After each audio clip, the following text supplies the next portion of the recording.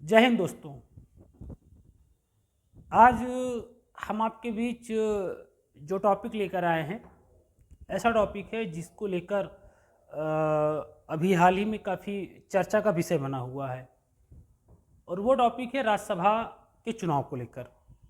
जैसा कि आप लोगों को पता ही होगा कि अभी 27 फरवरी 2024 को 3 राज्यों में राज्यसभा के चुनाव संपन्न आयोजित कराए गए, जिसमें से बाकी राज्यों के भी चुनाव संपन्न होने हैं। तो ये इस बीच में राज्यसभा का चुनाव काफ़ी ज़्यादा चर्चा का विषय बना रहा।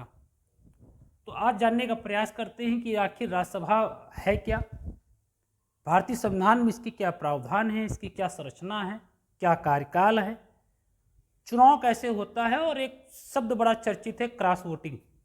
तो क्या है क्रॉस वोटिंग, या राज्यसभा से संबंधित जो भी क्वेश्चन हमारे पेपर के लिए महत्वपूर्ण हैं उन पर भी एक बार प्रकाश डालने का प्रयास करेंगे।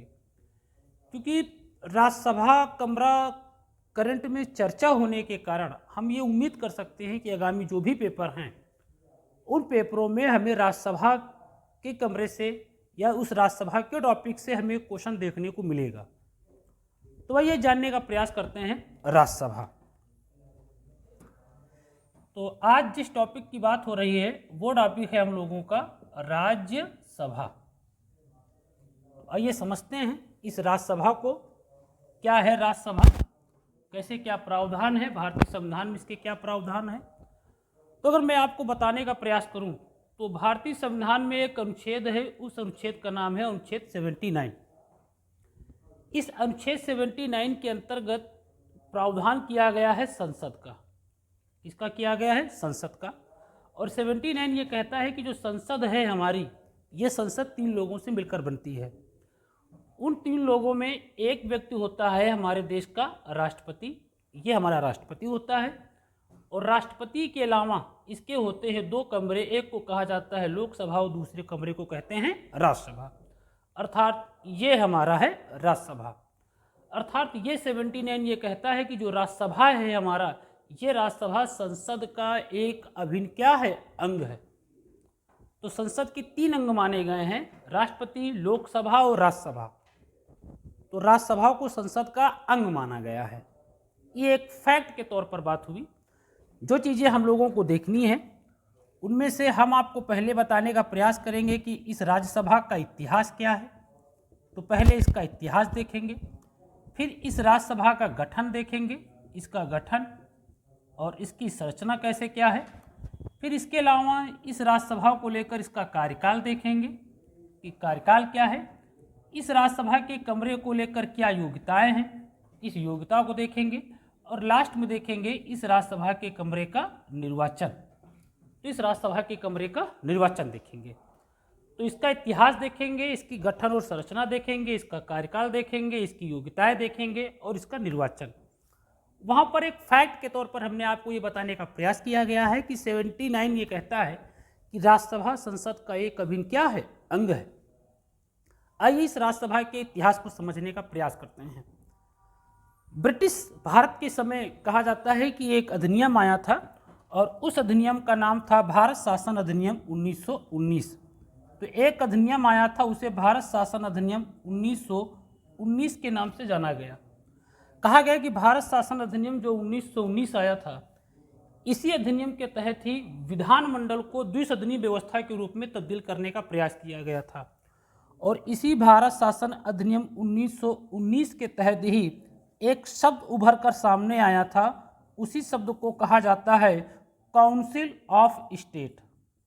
इसी को काउंसिल ऑफ स्टेट कहा जाता है। तो काउंसिल ऑफ स्टेट की जो परिकल्पना की गई, शब्द का जो सृजन हुआ, वह सृजन होता है भारत शासन अधिनियम 1919 के तहत। ये काउंसिल ऑफ स्टेट कुछ दूसरा नहीं है, ये इसी राज्यसभा का पुराना क्या है, नाम है। तो राज्यसभा को पहले राज्यसभा के नाम से नहीं पुकारते थे दोस्तों, बल्कि राज्यसभा को जिस नाम से पुकारा जाता था वो नाम था काउंसिल ऑफ स्टेट। इसके बाद हमारा अपना देश स्वतंत्र होता है, देश का संविधान लागू होता है। और संविधान लागू होने के पश्चात अर्थात 26 जनवरी 1950 को जब देश का संविधान लागू हो जाता है, तो इसी क्रम में इस राज्यसभा का गठन होता है। और इस राज्यसभा के गठन का अगर देखा जाए कि इस राज्यसभा का गठन कब हुआ, तो इस राज्यसभा का जो गठन होता है वो होता है 3 अप्रैल 1952 में। तो 3 अप्रैल 1952 में इस राज्यसभा का गठन होता है और इस राज्यसभा की जो प्रथम बैठक होती है ये बैठक होती है 13 मई 1952 में। तो 13 मई 1952 में इस राज्यसभा की क्या होती है, प्रथम बैठक होती है।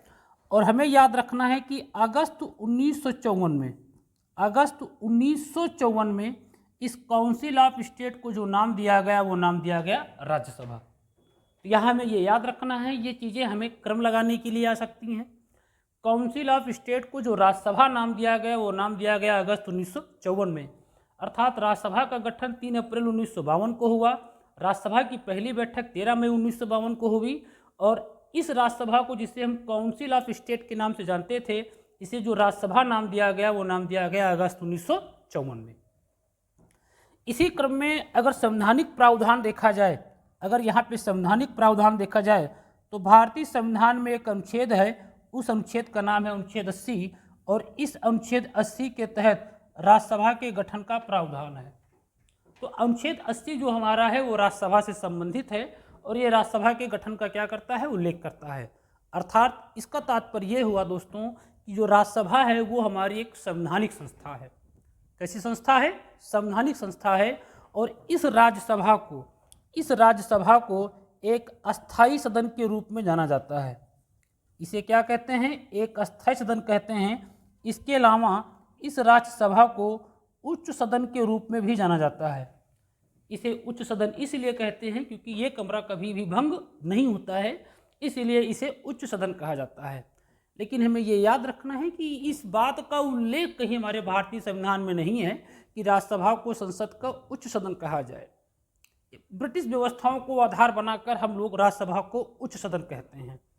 अब इसी क्रम में अगर भारतीय संविधान को देखा जाए तो भारतीय संविधान में एक अनुसूची है और उस अनुसूची को कहा जाता है अनुसूची 4। तो भारतीय संविधान में एक अनुसूची है, उस अनुसूची का नाम है अनुसूची 4। इस अनुसूची 4 में कहा गया है कि राज्यों में, कहाँ, राज्यों में राज्यसभा की सीटों का जो आवंटन होगा, राज्यों में राज्यसभा की सीटों का जो आवंटन होगा वो आवंटन जनसंख्या के आधार पर होगा।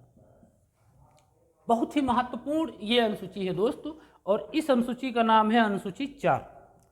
अनुसूची 4 ये कहता है कि भारतीय राज्यों में और संघ शासित प्रदेशों में जो भी राज्यसभा की सीटों का आवंटन होगा वो आवंटन किसके आधार पर होगा, जनसंख्या के आधार पर होगा। ये व्यवस्थाएं हर देशों में अलग अलग हुआ करती थी। जैसे यहाँ पर अगर हम लोग देखें तो यूएसए की अगर बात करें, यहाँ पर यूएसए की अगर बात करें तो जैसे भारतीय पार्लियामेंट का नाम संसद है, वैसे यूएसए की संसद का नाम कांग्रेस है। क्या नाम है, कांग्रेस है। जैसे हमारे यहाँ संसद के 2 कमरे हैं, लोकसभा और राज्यसभा, वैसे यूएसए की जो कांग्रेस है इसके अपने 2 कमरे हैं। एक को कहा जाता है प्रतिनिधि सभा, क्या कहते हैं, प्रतिनिधि सभा। एक को प्रतिनिधि सभा कहते हैं और दूसरे को सीनेट कहते हैं। यूएसए की प्रतिनिधि सभा ठीक वैसे ही है जैसे हमारे यहाँ लोकसभा है, अर्थात जैसे लोकसभा में जनप्रतिनिधि आते हैं वैसे ही यूएसए की प्रतिनिधि सभा में भी जनप्रतिनिधि आते हैं। अर्थात यहाँ की जो जनता होती है वो अपने मत का प्रयोग करती है और लोकसभा के सदस्यों को चुनती है। वैसे यूएसए में भी होता है, लेकिन यूएसए में सीनेट की जो व्यवस्था है यहाँ का अलग मामला है। यूएसए में सीनेट की जो सीटें हैं ये यूएसए के प्रत्येक राज्यों को 2 सीटें दी गई हैं। इस बात को लेकर क्योंकि यूएसए में बड़ा विरोध हुआ था, यूएसए में जो छोटे राज्य थे ये कहा गया कि अगर राज्यों की सीटों का आवंटन अगर जनसंख्या के आधार पर होगा तो सीधी सी बात है कि उन राज्यों को ज़्यादा फायदा होगा जिन राज्यों की आबादी ज़्यादा है। इसीलिए फिर यूएसए के संविधान में प्रावधान किया गया और सीनेट में व्यवस्थाएं की गई कि यूएसए में सीनेट की जो सीटें होंगी वो प्रत्येक राज्य को 2-2 मिलेंगी। अर्थात किसी राज्य का आकार, जनसंख्या चाहे जितनी ज़्यादा हो और चाहे जितनी कम हो, हर राज्य के पास अपनी 2 सीटें होंगी। इसीलिए यूएसए में प्रेजेंट टाइम में 50 राज्य हैं और वहाँ पर सीनेट की सीटों की संख्या भी कितनी है, 100 है और वहाँ पर प्रत्येक राज्य को 2-2 सीटें दी गई हैं। लेकिन अगर इस स्वरूप को अगर हम अपने भारतीय संविधान में देखें तो हमारे भारत में राज्यों में राज्यसभा की सीटों का आवंटन जनसंख्या के आधार पर है। अर्थात अनुसूची 4 ये कहता है कि भारत के जिस राज्य की जनसंख्या जितनी ज़्यादा, उस राज्य में राज्यसभा की सीटें उतनी ज़्यादा होंगी। और ये जो जनसंख्या के आंकड़े लिए गए, ये आंकड़े 1971 की जनगणना पर आधारित हैं। अर्थात 1971 के समय भारत के जिस राज्य की जो भी आबादी रही होगी, उस आबादी को आधार बनाकर उन राज्यों में राज्यसभा की सीटों का आवंटन किया गया। और इस प्रकार अगर हम देखें तो वर्तमान में उत्तर प्रदेश में राज्यसभा की सीटें सबसे अधिक हैं, और उत्तर प्रदेश में राज्यसभा की सीटों की संख्या कितनी है? 31 है। इसलिए हम कह सकते हैं कि 31 है, क्योंकि वर्तमान में उत्तर प्रदेश भारत में जनसंख्या के हिसाब से भारत का सबसे बड़ा राज्य है। इसीलिए ऐसी स्थिति में वो राज्य जिनकी आबादी काफ़ी कम है, उन राज्यों में राज्यसभा की सीटें बहुत कम देखी जाती हैं। तो वर्तमान में उत्तर प्रदेश में राज्यसभा की सीटों की संख्या 31 है, और 31 होने का कारण ये है क्योंकि सीटों का जो आवंटन होता है वो जनसंख्या के आधार पर होता है। तो अब तक जो हम लोगों ने इस अनुसूची 4 में देखा वो ये देखा कि राज्यों में राज्यसभा की सीटों का आवंटन जो होता है वो जनसंख्या के आधार पर होता है, अर्थात क्षेत्रफल के आधार पर नहीं होता है। अगर क्षेत्रफल के आधार पर होता तो सबसे अधिक सीटें राजस्थान में होती। तो जनसंख्या के आधार पर जनसंख्या सबसे ज़्यादा यूपी की है, इसीलिए उत्तर प्रदेश में राज्यसभा की सीटें सर्वाधिक हैं।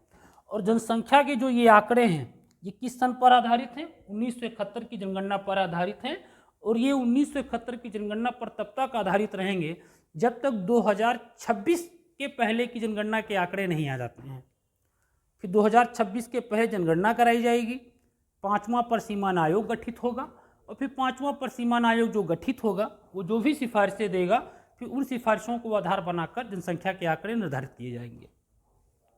तो ये हम लोगों ने गठन देखा। 3 अप्रैल 1952 को गठन हुआ, 13 मई 1952 को राज्यसभा की पहली बैठक हुई।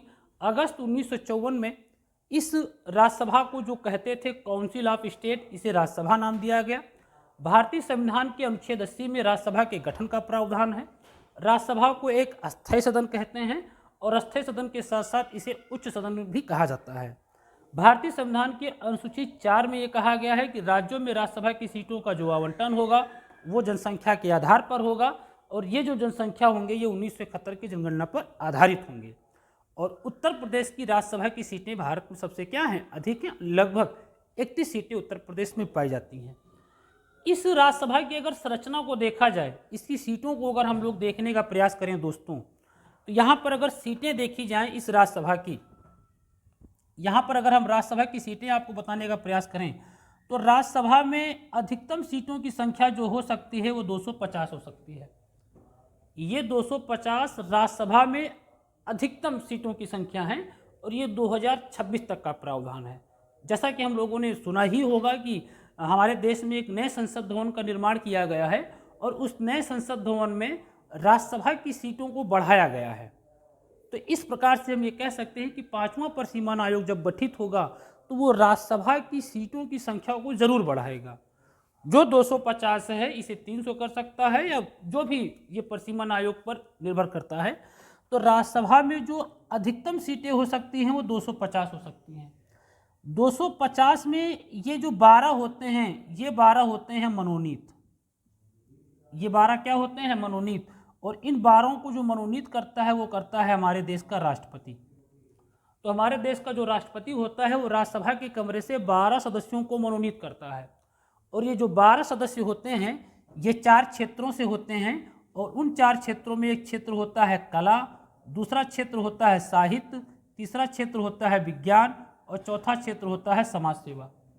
तो कला, साहित्य, विज्ञान और समाज सेवा, इन 4 क्षेत्रों में जिन लोगों का एक विशेष योगदान होता है उन लोगों को राष्ट्रपति के द्वारा राज्यसभा में 12 सदस्यों को मनोनीत किया जाता है। तो 250 में 12 हो गए मनोनीत, तो बचे कितने? तो बचे 238। अर्थात ये जो 238 हैं ये 238 होते हैं निर्वाचित।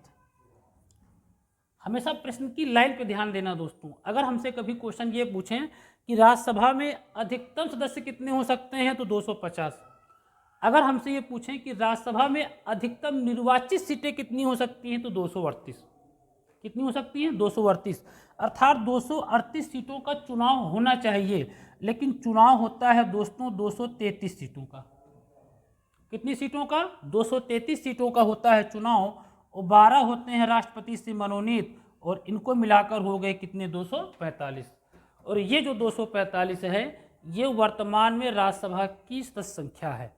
अर्थात अगर हमसे पूछें कि राज्यसभा में वर्तमान में सदस्य संख्या कितनी है तो कितनी है? 245 है। अगर हमसे पूछें कि वर्तमान में राज्यसभा की कितनी सीटों के लिए चुनाव होते हैं तो 233। अगर हमसे पूछें कि राज्यसभा में अधिकतम कितनी सीटें निर्वाचित हो सकती हैं तो 238। अगर हमसे पूछें कि राज्यसभा में कुल कितने अधिकतम सदस्य हो सकते हैं तो 250। तो संख्या के हिसाब से हमारा आंसर क्या होगा, ये प्रश्न की लाइन पर निर्भर करता है। तो वर्तमान में ये 245 है, ये इनकी अपनी संरचना हो गई, ये इनका अपना गठन हो गया। अब देखते हैं इस राज्यसभा के कमरे का कार्यकाल। कार्यकाल को अगर देखा जाए तो भारतीय संविधान में एक अनुच्छेद है, अनुच्छेद 83 फर्स्ट। इस 83 फर्स्ट के अंतर्गत राज्यसभा के सदस्यों के कार्यकाल का प्रावधान है। हमें ये याद रखना है कि जो राज्यसभा होती है हमारी, अगर हमसे कभी ये पूछें कि राज्यसभा का कार्यकाल कितने वर्ष का होता है, तो जैसे ये क्वेश्चन पूछा जाएगा कि राज्यसभा का कार्यकाल कितने वर्ष का होता है तो अधिकांश बच्चे 6 वर्ष इसका आंसर दे देंगे। हमें यही समझना है और यहीं पर ठहरना है। राज्यसभा का कार्यकाल 6 वर्ष का नहीं होता है, क्योंकि राज्यसभा एक अस्थायी सदन है, ये कभी भी भंग नहीं होती, इसलिए राज्यसभा का कार्यकाल अनिश्चित काल तक होता है। जो 6 वर्ष होता है वो राज्यसभा के सदस्यों का कार्यकाल होता है। तो हमें ये याद रखना है कि अगर हमसे ये पूछा जाए कि जो भी राज्यसभा के सदस्य होते हैं इनका कार्यकाल कितने वर्ष का होता है, तो इनका कार्यकाल होता है 6 वर्ष का। कितने वर्ष का होता है? 6 वर्ष का कार्यकाल होता है। और ये जो सदस्य होते हैं राज्यसभा के, प्रत्येक 2 वर्ष 1/3 सदस्य क्या होते हैं? सेवानिवृत्त होते हैं। अर्थात प्रत्येक 2 वर्ष 1/3 ऐसे सदस्य जिनका कार्यकाल 6 वर्ष हो जाता है, उतनी ही सीटों के लिए राज्यसभा के कमरे में चुनाव होते हैं। तो प्रत्येक 2 वर्ष राज्यसभा के 1/3 सीटें सेवानिवृत्त होती हैं और इन सीटों के लिए क्या होते हैं? चुनाव होते हैं। 2 वर्ष 1/3, और राज्यसभा का जो चुनाव होता है वो आनुपातिक प्रतिनिधित्व के अंतर्गत एकल संक्रमणीय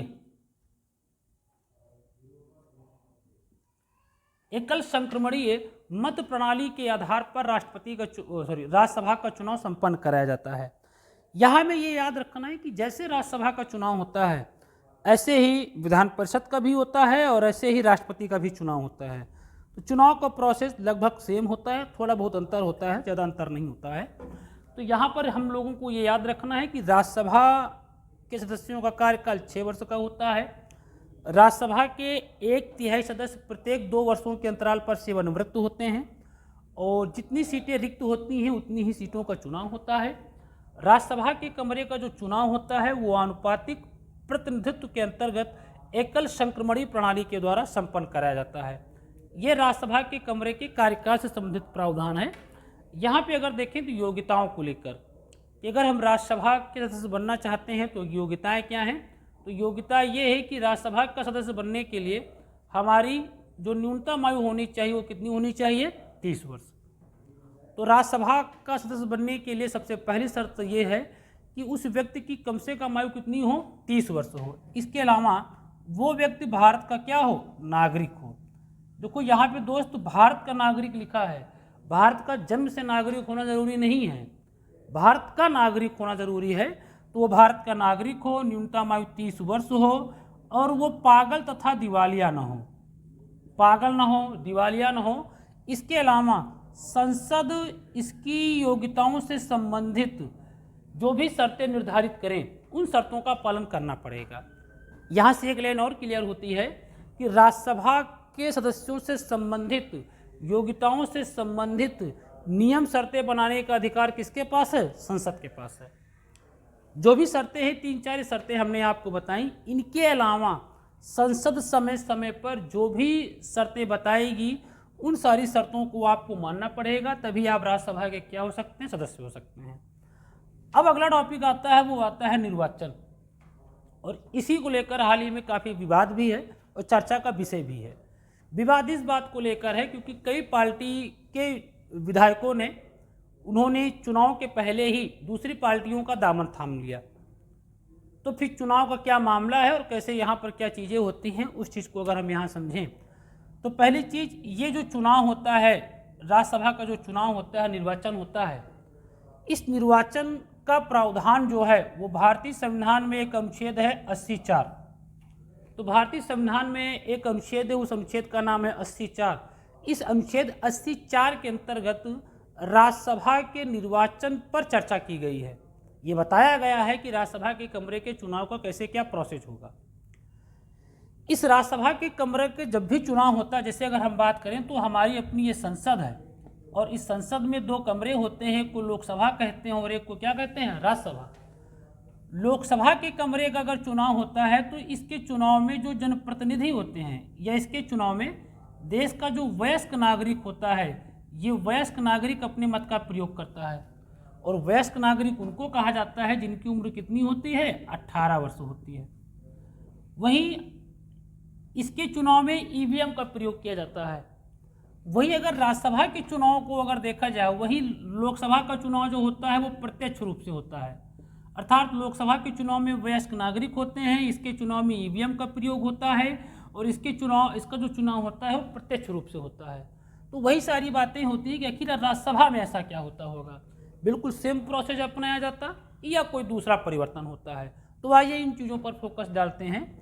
पहली चीज़ तो ये है कि राज्यसभा का जो चुनाव होता है, ये जो राज्यसभा का चुनाव होता है, इसके चुनाव में राज्यों में एवं संघ शासित प्रदेशों में, राज्य और संघ शासित प्रदेश दोनों, राज्य और संघ शासित प्रदेशों में विधानसभा के, किस सभा के, विधानसभा के जो निर्वाचित सदस्य होते हैं ये अपनी मत का प्रयोग करते हैं। यहाँ पे हमें ये याद रखना है कि जब कभी भी इस राज्यसभा के कमरे का चुनाव होगा तो इसके चुनाव में विधानसभा के निर्वाचित सदस्य ही अपने मत का प्रयोग करेंगे। निर्वाचित का मतलब ये हुआ है कि ऐसे एमएलए जो जनता के द्वारा चुने गए हैं, अर्थात जहां लोकसभा के चुनाव में जनता डायरेक्ट अपने मत का प्रयोग करती है, वहीं राज्यसभा के चुनाव में जनता डायरेक्ट अपने मत का प्रयोग नहीं करती है, बल्कि जनता के द्वारा चुने गए प्रतिनिधि राज्यसभा के चुनाव में अपने मत का प्रयोग करते हैं। अर्थात इस चुनाव में जनता जो होती है वो अप्रत्यक्ष रूप से होती है, इसीलिए कहते हैं कि राज्यसभा का जो चुनाव होता है वो अप्रत्यक्ष रूप से होता है। किस रूप से होता है? अप्रत्यक्ष रूप से होता है, इसलिए कहते हैं राज्यसभा का चुनाव होता है अप्रत्यक्ष रूप से। वहीं तीसरी चीज, लोकसभा के चुनाव में ईवीएम मशीन का प्रयोग किया जाता है, वहीं राज्यसभा के चुनाव में बैलेट पेपर पर चुनाव होता है। अर्थात राज्यसभा के चुनाव में ईवीएम मशीन का प्रयोग नहीं करते हैं। यहाँ पे ये 2 चीज़ें याद रखना है कि राज्यसभा के चुनाव में विधानसभा के निर्वाचित सदस्य अपने मत का प्रयोग करते हैं और वहीं इनका चुनाव होता है किस रूप में? अप्रत्यक्ष रूप में होता है। और ये विधानसभा की सीटें अगर संघ शासित प्रदेशों में भी हैं तो वहाँ के भी विधानसभा के निर्वाचित सदस्य अपने मत का प्रयोग कर सकते हैं। अर्थात दिल्ली और पांडिचेरी के विधानसभा के निर्वाचित सदस्य भी राज्यसभा के चुनाव में अपने मत का प्रयोग कर सकते हैं। इसमें हारा हुआ उम्मीदवार अपने मत का प्रयोग नहीं करेगा। निर्वाचित का मतलब ही यही हुआ कि जो उस चुनाव को जीत कर आया हो वही अपने मत का प्रयोग कर सकता है। तो ये निर्वाचित हो गए। 84 में प्रावधान है, अप्रत्यक्ष मत है, बैलेट पेपर का प्रयोग किया जाता है और राज्यसभा का चुनाव लड़ने के लिए जो व्यक्ति उम्मीदवार हो उसके कम से कम 10 लोगों का समर्थन होना चाहिए कि हाँ इस व्यक्ति को हम लोग राज्यसभा के सदस्य के रूप में चुन रहे हैं, या पार्टी अपनी तरफ से इस व्यक्ति को उम्मीदवार बनाया गया है राज्यसभा के लिए। तो 10 लोगों का अपना समर्थन होना चाहिए। और जिस चीज़ को लेकर मामला है कि चुनाव कैसे क्या होता है, उस चुनाव को अगर हम लोग समझने का थोड़ा सा प्रयास करें तो यहाँ पर अगर हम लोग देखें इस तरफ एक छोटा सा उदाहरण अगर हम ले और आपको समझाएं कि राज्यसभा का निर्वाचन होता कैसे है, और यही सबसे मेन है दोस्त, राज्यसभा का निर्वाचन, राज्यसभा के सदस्यों का निर्वाचन। तो कैसे निर्वाचन होता है यहाँ पर अगर देखा जाए तो मान लीजिए कि अगर कोई उदाहरण लेकर समझाया जाए, उस चीज़ को हम समझते हैं। तो राज्यसभा के निर्वाचन के लिए सबसे पहले एक होना चाहिए न्यूनतम कोटा। यहाँ पे जो लिखा गया है ना एकल संक्रमणी, ये एकल संक्रमणी का मतलब ही ये हुआ कि न्यूनतम कोटे के बेस पर ही चुनाव होगा। जैसे आम तौर पर अगर चुनाव देखा जाए, प्रधानी का चुनाव हो या विधायकी का चुनाव हो या सांसदीय का चुनाव हो, अगर किसी को 50 वोट मिले और किसी को 51 वोट मिले तो जीत 51 वाले की मानी जाएगी। आमतौर के चुनावों में अगर कोई व्यक्ति एक वोट भी ज़्यादा पाता है तो उसकी जीत हो जाती है। लेकिन राष्ट्रपति, उपराष्ट्रपति, राज्यसभा, विधान परिषद, इनके चुनावों में ऐसा नहीं होता है। इनके चुनावों में एक न्यूनतम कोटा होता है और उस न्यूनतम कोटे को जो पार्टियां पा लेती हैं तब उनकी जीत मानी जाती है। और फिर जब तक कोई पार्टी उस न्यूनतम कोटे को नहीं पाती है उम्मीदवार, उसकी जीत नहीं मानी जाती है। और इसी पूरी व्यवस्था को ही संविधान में एकल संक्रमणी कहा जाता है। अब इस न्यूनतम कोटे का अपना एक फार्मूला होता है और वो फार्मूला होता है कुल वैध मत, कुल वैध मत, कुल वैध मत, कुल वैध मत प्लस 1, और जितनी सीटों का चुनाव हो वो चुनाव, ये चुनाव याद रखिएगा। अगर किसी राज्य में एक राज्यसभा की सीट है तो वहाँ कुल वैध मतों में 100 से गुणा नहीं किया जाएगा, और अगर किसी राज्य में एक से अधिक सीटें हैं तो वोट का मूल्य निकालने के लिए 100 से गुणा कर दिया जाता है। इस चीज़ को बहुत बारीकी से ध्यान देना। थोड़ा उदाहरण समझते हैं, अगर उसको समझ कर करेंगे तो चीज़ें समझ में आई। जैसे अगर हम ले लें दिल्ली का, दिल्ली में अगर देखा जाए तो दिल्ली में विधानसभा की जो सीटें हैं वो 70 हैं। कितनी हैं? 70 हैं। और दिल्ली में अगर राज्यसभा की सीटें अगर देखी जाए तो राज्यसभा की सीटें 3 हैं। यहाँ राज्यसभा की सीटें 3 हैं और विधानसभा की सीटें जो हैं वो कितनी हैं? 70 हैं। तो यहाँ 3 हैं और 70 विधानसभा की सीटें हैं। यहाँ पर दिल्ली में विधानसभा के चुनाव हुए थे और उस विधानसभा के चुनाव में जो आम आदमी पार्टी है उसने 67 सीटें जीती थी। और इसी चुनाव में बीजेपी की अगर बात करें तो बीजेपी ने लगभग 3 सीटें जीती थी। मतलब एक तरफ से अन्य पार्टियां पूरी तरह से साफ हो गई, बीजेपी के केवल 3 उम्मीदवार जीते हैं। एक तरफ से हम कह सकते हैं कि आम आदमी पार्टी की जीत हुई। अब इसी को थोड़ा फॉर्मेट से समझते हैं। यहाँ पे अगर हम कुल इस फार्मूले में अगर इन चीज़ों को रखें तो यहाँ पर कुल वैध मत का मतलब हो ये सीटें, ये 70 सीटें हो गई। और 70 सीटों में कितनी सीटों का चुनाव होना है? 3, और ये प्लस 1। और क्योंकि सीटें 1 से अधिक हैं तो इसमें कर देंगे 100 से क्या? गुणा। और अगर इस प्रकार करेंगे तो ये आएगा 7000 और 3 1 ये आएगा 4। और इसको अगर काटेंगे तो ये आएगा लगभग 1750।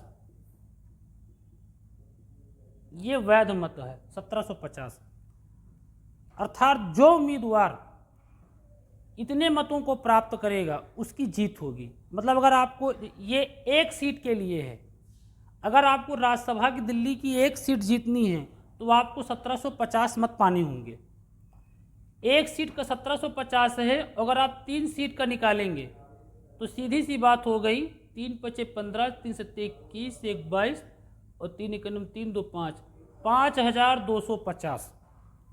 अर्थात जिस पार्टी के पास 5250 वैध मत होंगे उसी पार्टी की तीनों सीट जीतेंगी, तीनों सीट वो पार्टी जीत जाएगी। अब इसको थोड़ा फॉर्मेट में समझते हैं और इसको अगर ऐसे समझें कि मान लीजिए कि दिल्ली में चुनाव होने हैं राज्यसभा के, और उससे पहले हम देखते हैं विधानसभा के चुनाव। तो दिल्ली में विधानसभा की सीटें कितनी हैं? 70 हैं। मान लीजिए कि कोई ए पार्टी है, कोई भी ए पार्टी है, ए पार्टी को सीटें मिल जाती हैं 40। विधानसभा की सीटें कितनी मिली? 40 मिली। और यहाँ पर कोई बी पार्टी है और बी पार्टी को सीटें मिल जाती हैं कितनी? 20। विधानसभा की 20 सीटें। और ऐसी स्थिति में कोई सी पार्टी है, इसको मिल जाती हैं 10 सीटें।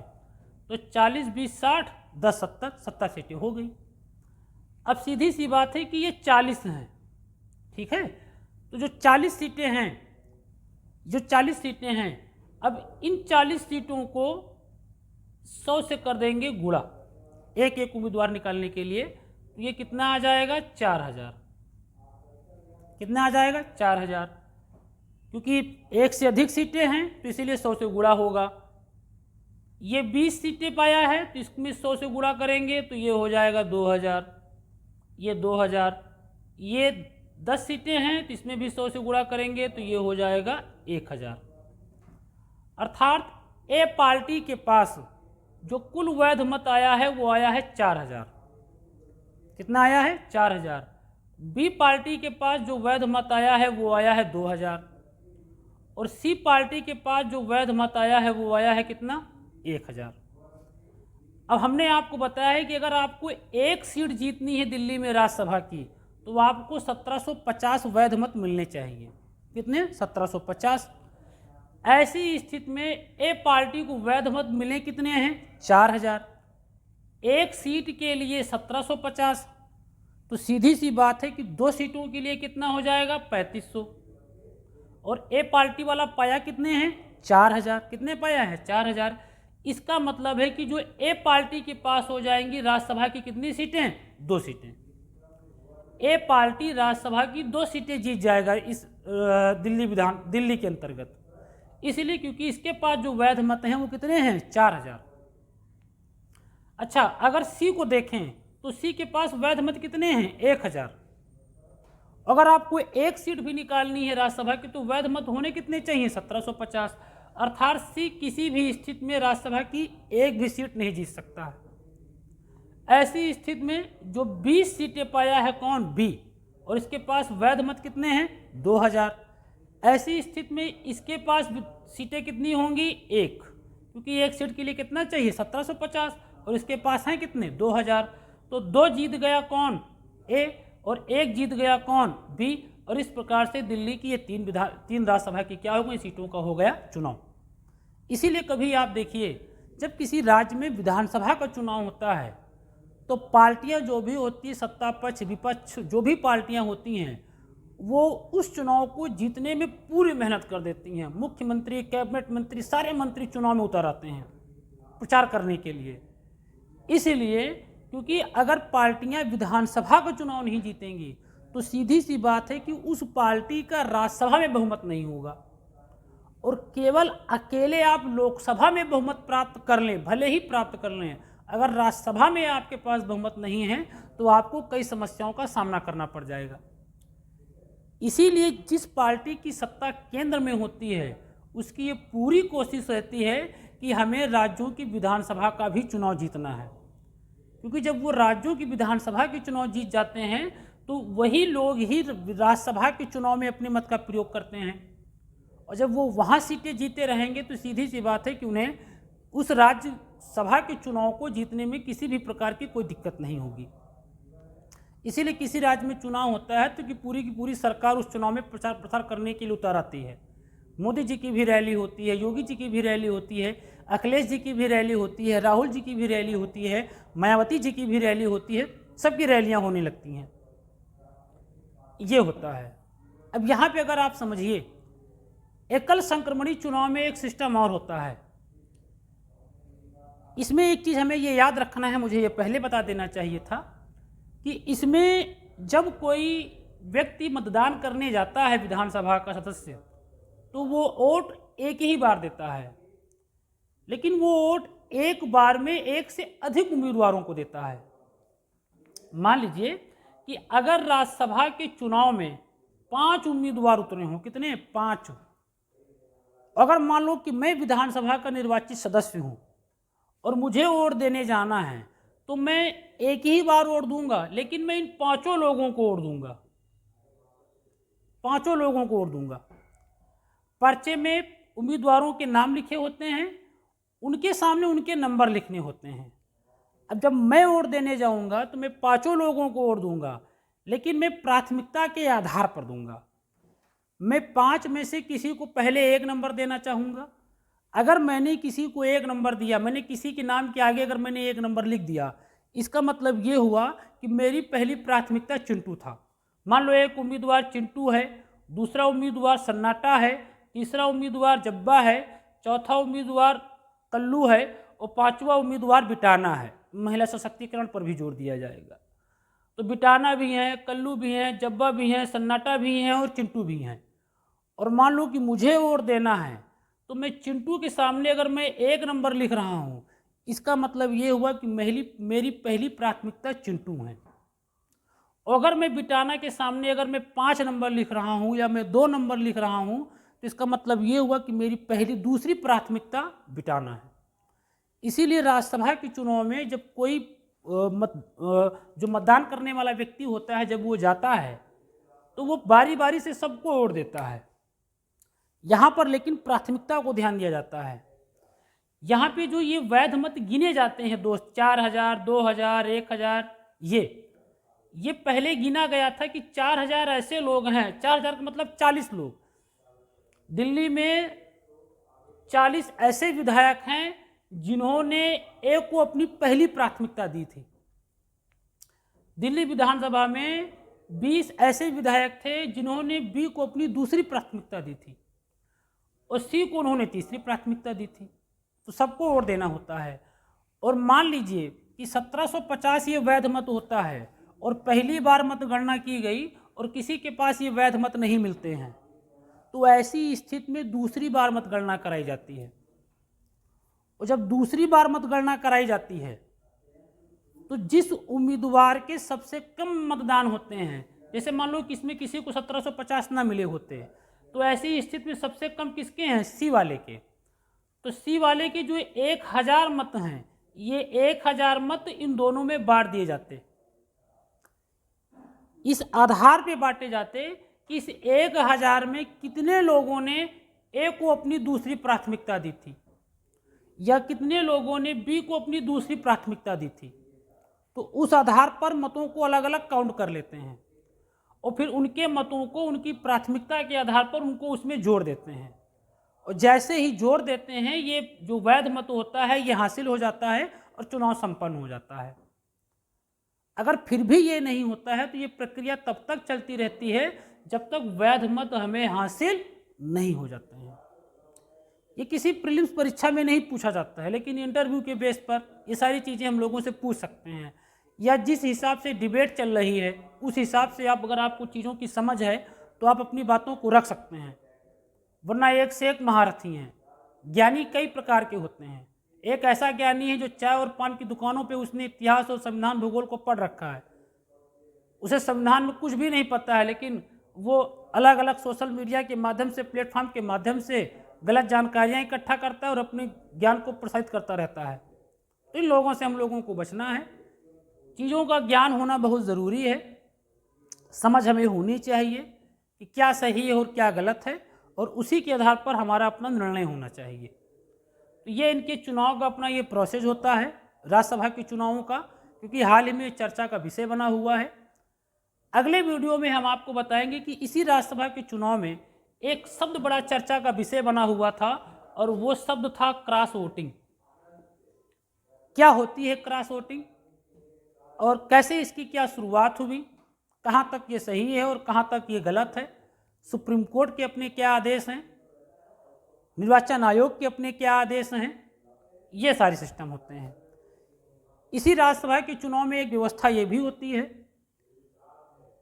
जैसे मान लीजिए कि मुझे वोट देने जाना है और मुझे इन लोगों को वोट देना है, तो हर पार्टी ने अपना एक लीडर उतार रखा होगा।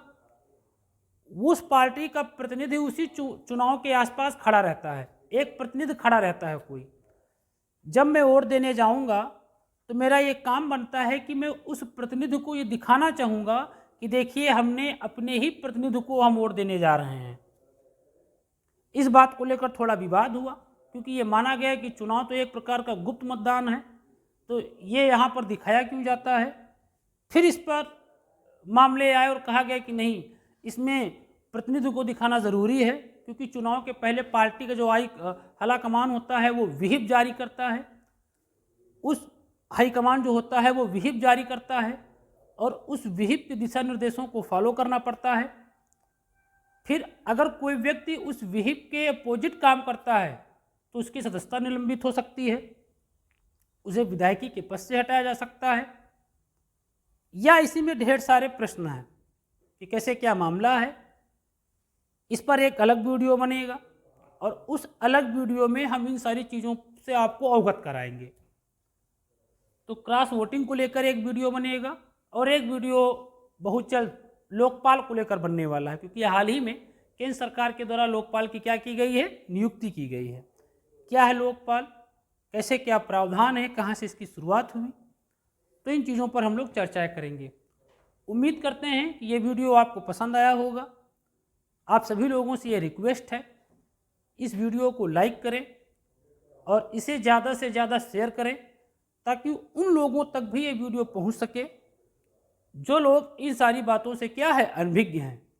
और हम ये भी उम्मीद करते हैं कि आगामी परीक्षाओं में अगर यहाँ से कोई एक प्रश्न पूछा जाता है तो वो प्रश्न हम लोगों से गलत ना होने पाए। तो आज की मुलाकात इसी एपिसोड तक, बाकी मुलाकात next episode. Okay, thank you class, जय हिंद, जय भारत।